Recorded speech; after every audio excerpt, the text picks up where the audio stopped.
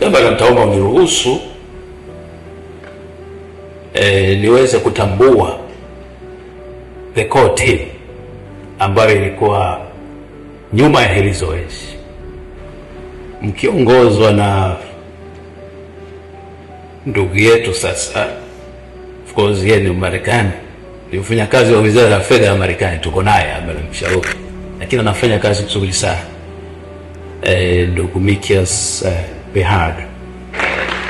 Na Mr. Behad, I mean, we couldn't really appreciate your work.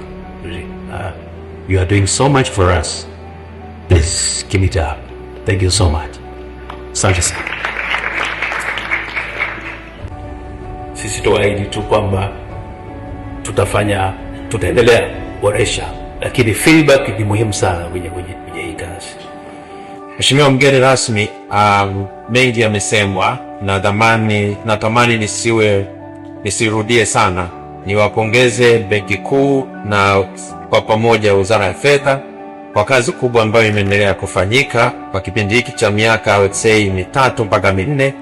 Yamefanyika mapinduzi makubwa sana kwenye eneo la dhamana za serikali. Leo ni siku muhimu sana katika maendeleo na ustawi wa masoko ya fedha hapa nchini.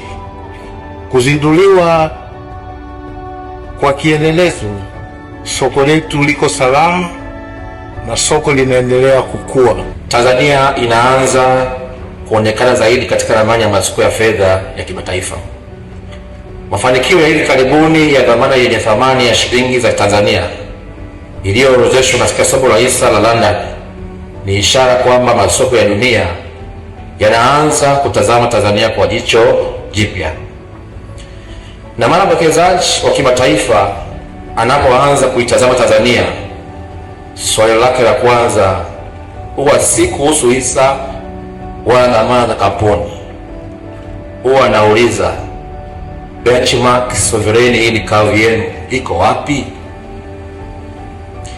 Kwa sababu duniani kote ili curve ndio lugha ya masoko ya fedha, ndio kipimo kinachoonyesha gharama ya fedha, yani muundo wa riba katika uchumi. Tunaweza kusema kwa kujiamini, karibuni Tanzania, huu ndio msingi wa bei za fedha, muundo wa riba katika uchumi wetu. Kwa kutambua kuwa kielezo hiki kinatumia bei na miamala halisi katika soko la upili, ubora na ufanisi wake unategemea sana uwazi na utoaji wa taarifa sahihi na kwa wakati kutoka kwenu wote.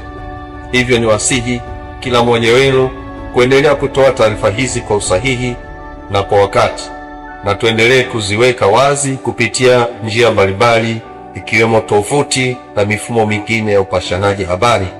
Ndugu zangu, mabibi na mabwana, baada ya maelezo hayo, sasa kwa niaba ya Waziri wa Fedha nipo tayari kuzindua kielelezo cha faida rejea ya dhamana za serikali, yani Tanzania Sovereign Yield Curve, ambacho kimeandaliwa kwa leo. Wow, wonderful, wonderful. Officially, the Tanzania Sovereign Yield Curve has been elated. Thank you so much. Thank you so much.